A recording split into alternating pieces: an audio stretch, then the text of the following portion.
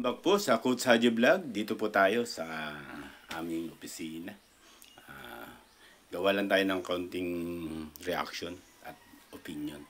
God bless po nga pala sa lahat at sa mga inaabot ng programang ito. Magandang umaga po sa inyong lahat kung umaga po sa inyo. Kung gabi naman po, magandang gabi. Kung tanghali, magandang tanghali.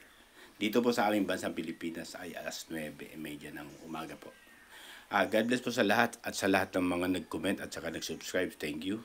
Sa hindi pa po nagsusubscribe, subscribe na po kayo. Mabigat naman po ang subscription kahit yung like na lang po. Na-appreciate ko na po yun. At sobrang thank you. At God bless po sa inyong lahat. Pagpalain nawa tayo ng ating Panginoong Yesus, ng ating tagapagligtas at ang ating Ama na lumikha sa atin. Salamat sa umagang ito. Salamat sa inyong lahat. Ang tatalakayin po natin yung tungkol sa kwan.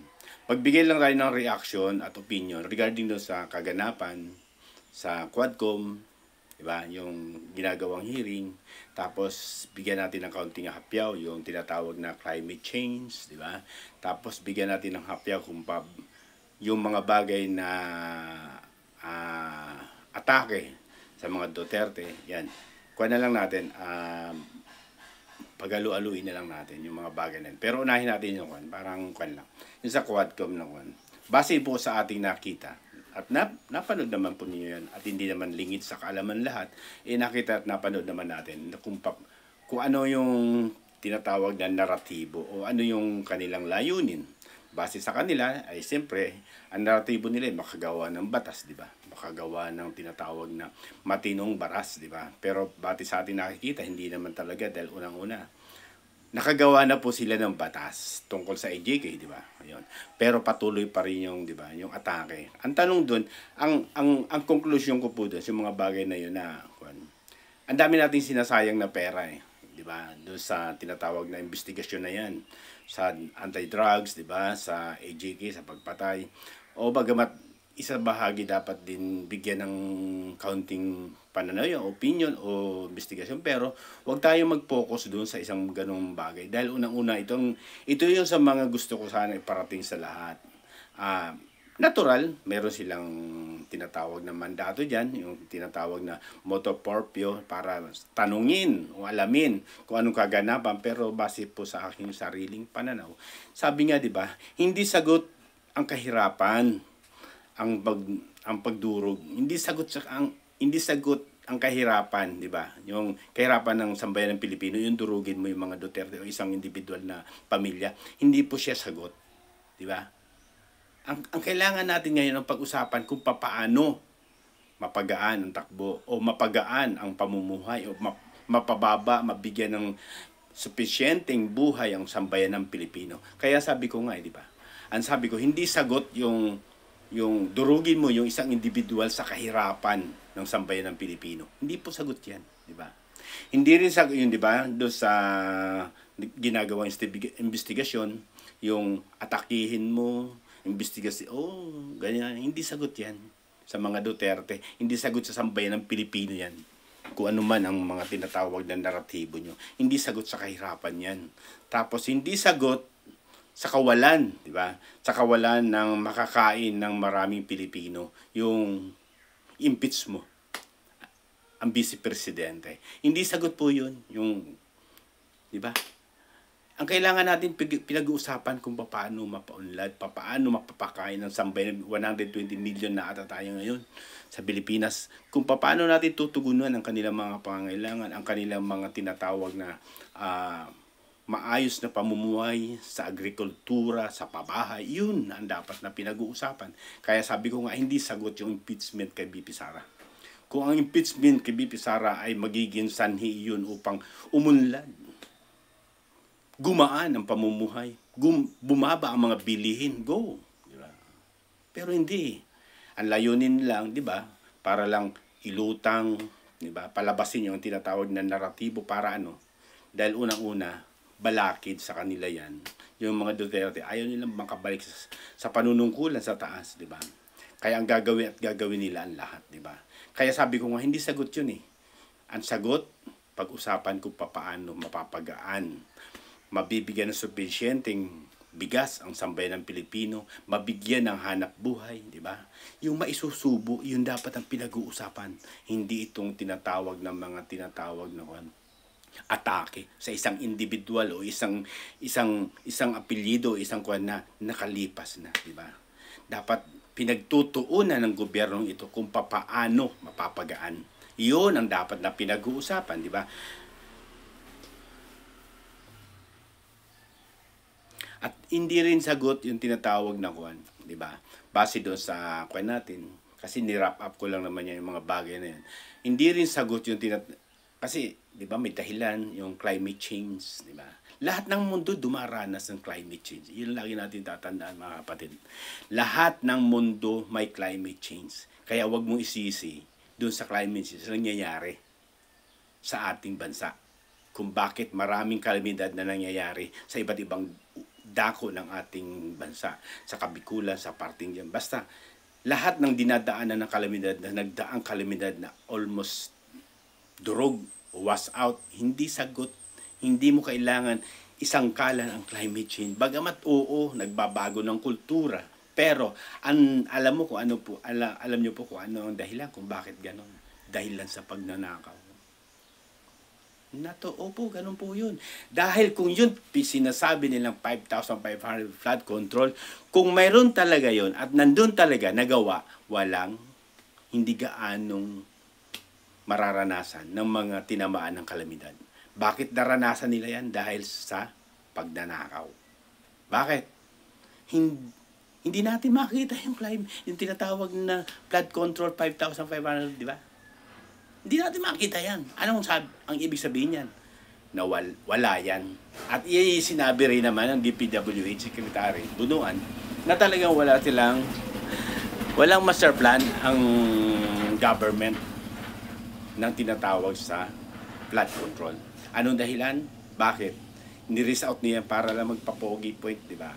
Pero, iyan ang sinasabi ko, di ba? Hindi mo kailangan isangkalan yung climate change. Dahil kung nagawa yung 5,500 flood control na yan, minimal ang victim.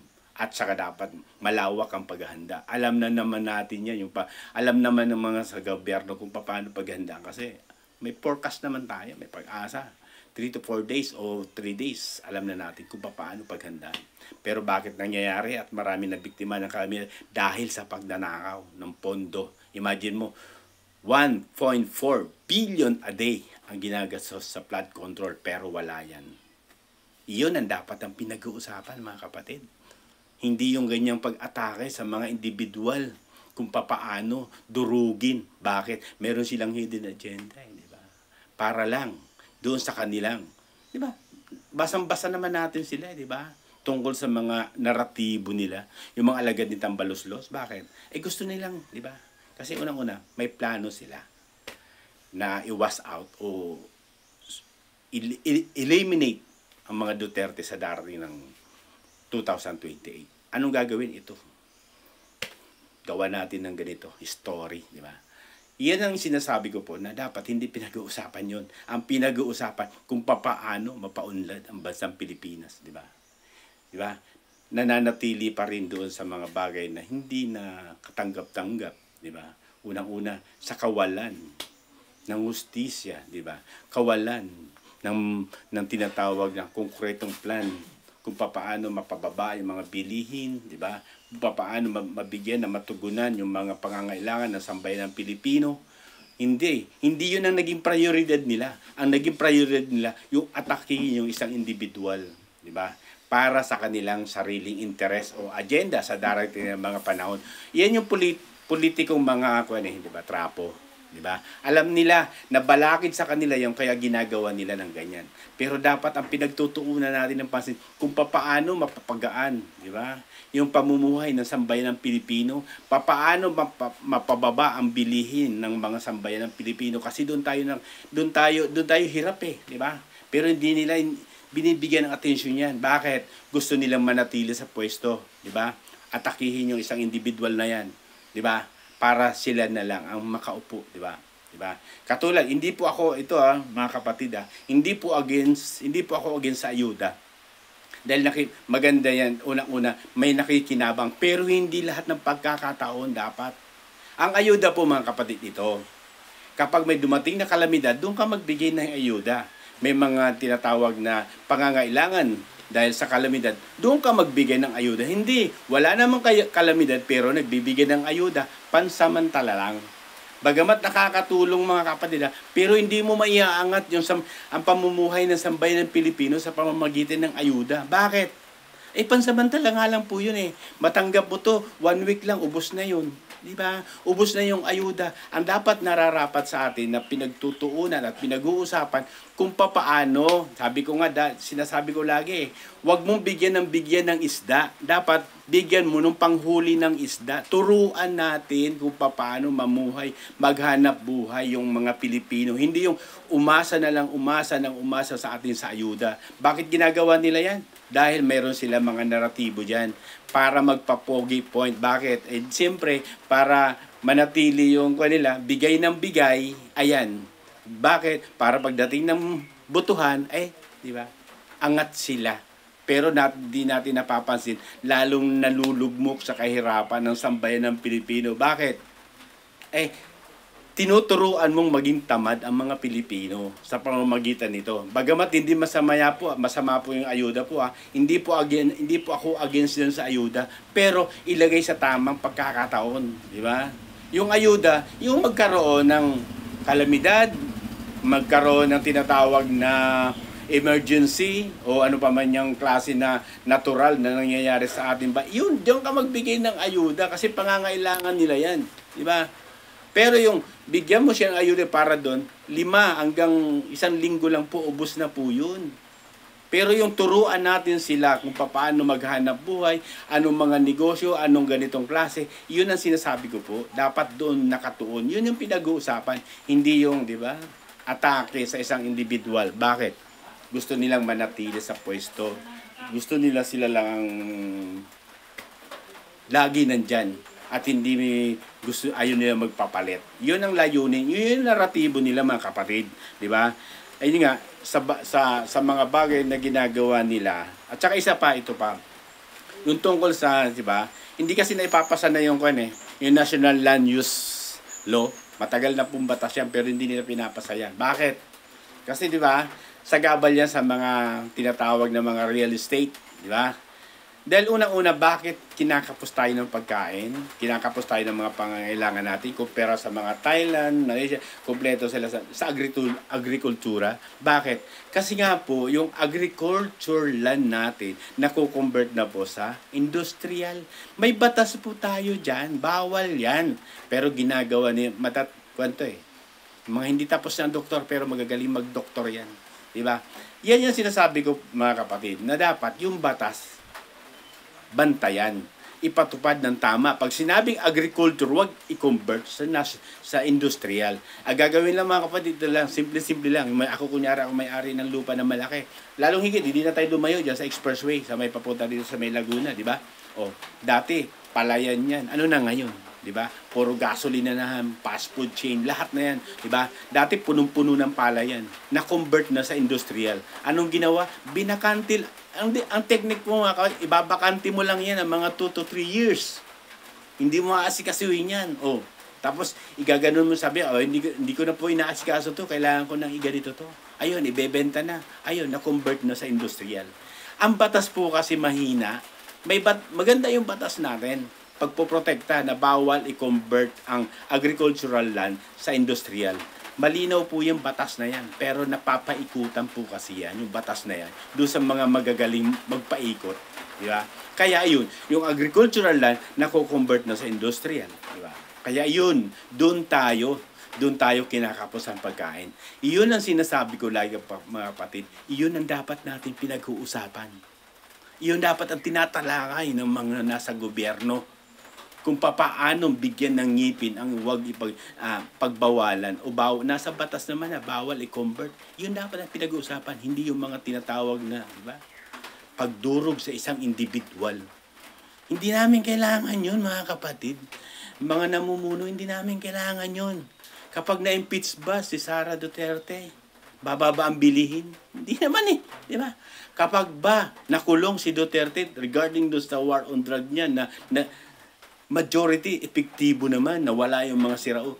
Pag ito ba nangyari, Maiibsan ba ang kahirapan ng sambayan ng Pilipino? Hindi naman. Kaya yung sinasabi ko, hindi natin kailangan yung mga ganong usapin. Ang kailangan namin mga mamayan, kung papaano, diba, matugunan ang pangangailangan ng sambayan ng Pilipino tungkol sa mga ganitong bagay na para maibsan ang kahirapan ng sambayan ng Pilipino. Yun ang sinasabi ko na dapat pinag-uusapan. Hindi yun dyan sa Quadcom na may naratibo para durugin ang isang individual. Pag-usapan nyo po dyan kung papaano mapaganda, mamodernalize ang agrikultura, di ba?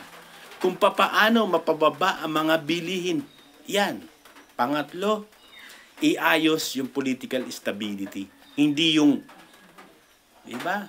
Ginagamit mo yung position mo para durugin yung nakaraan o isang individual dahil may naratibo ka na para manatili ka o kaya ito yung successor ko kasi hindi sila, kailangan natin gawa ng kanya para, di ba, magawa ng issue para sa darating na eleksyon, tayo ang maging bida. Iyon ang naratibo nyo po kasi diyan sa Quadcom, di ba? Iyon ang dapat natin hindi pinag-uusapan nyo, di ba? Iyon ang dapat na iniiwasan yung mga bagay na yun. Hinalal kayo ng sambayan ng Pilipino sa Senate, sa Congress. Hinalal kayo bilang Pangulo, nandiyan yung mga cabinet niyo. Iyon ang pag-usapan nyo po. Hindi yung kung ano-ano mga pinag-uusapan nyo na hindi naman makikinabang yung sambayan ng Pilipino.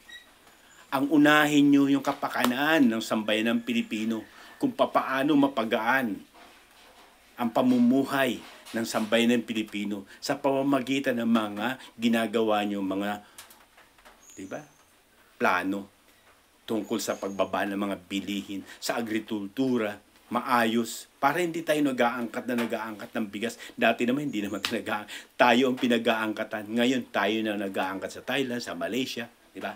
Ganito karaming bigas. Bakit? Dahil nga sa tinatawag sa namumuno.